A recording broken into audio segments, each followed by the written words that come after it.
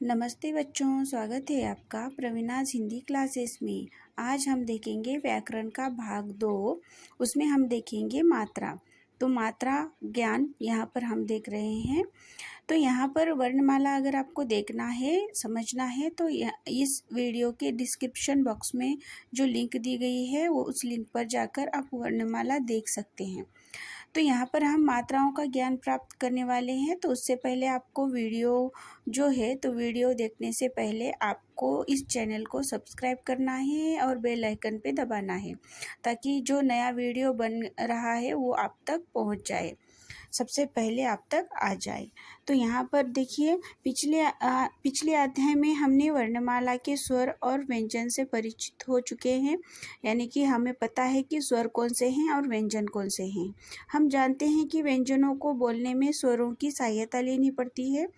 यहाँ पर जो व्यंजन है उन व्यंजनों का उच्चार जब हम करते हैं तो वो स्वरों के सहायता से ही होता है। प्रत्येक स्वर का अपना एक चिन्ह होता है। इस चिन्ह को मात्रा कहते हैं। प्रत्येक स्वर जो होता है तो अ से लेके आ से लेके औ तक, वहाँ तक हमें क्या होते हैं, चिन्ह होते हैं। तो वो चिन्ह हमें याद करने होते हैं कि कौन से मात्रा के लिए कौन सा चिन्ह है।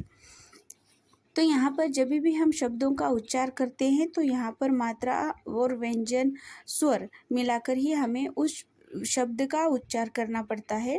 तो यहाँ पे है देखिए माला। तो माला इस शब्द का जब हम उच्चार करते हैं तो यहाँ पर म आ स्वर है, ल आ स्वर है, यानी कि म ये व्यंजन है, आ स्वर है, ल व्यंजन है और आ स्वर है। क्या हो गया, माला। वैसे जैसे ही माला शब्द है तो वैसे ही हम देखेंगे यहाँ पर गुलाब। तो ग व्यंजन है और उ स्वर है, ल व्यंजन है और आ स्वर है, ब व्यंजन है और अ स्वर है, यानी कि यहाँ पे हो गया गुलाब। तो इस तरह से यहाँ पर शब्दों में स्वर और व्यंजन दोनों हैं, परंतु इसके साथ आए स्वर वर्ण मात्रा के रूप में प्रयोग किए जाते हैं। तो यहाँ पर आओ स्वर तथा उनकी मात्राओं से पहचान करें। तो यहाँ पर देखिए स्वर और मात्रा, यहाँ पर स्वर आपको दिए गए हैं और उसकी मात्रा भी आपको यहाँ पर दी गई है। तो स्वर और मात्रा, उसके आगे दिया गया है आपको शब्द।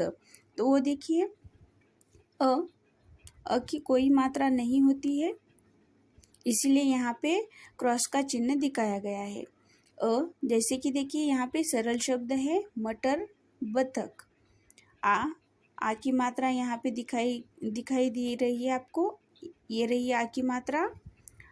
उसके आगे देखिए आ की मात्रा वाला शब्द ताला, छाता। छोटी की मात्रा हिरन, चिमटा। बड़े की मात्रा चील, मछली। ऊ की मात्रा कछुआ, फूल। ऊ की मात्रा सूरज, चूहा। रू की मात्रा ग्रह, कृषक। ए की मात्रा बेल, रेल। ए की मात्रा बैल, पैर। ओ की मात्रा मोर, कोट। औ की मात्रा पौधा, गौरैया।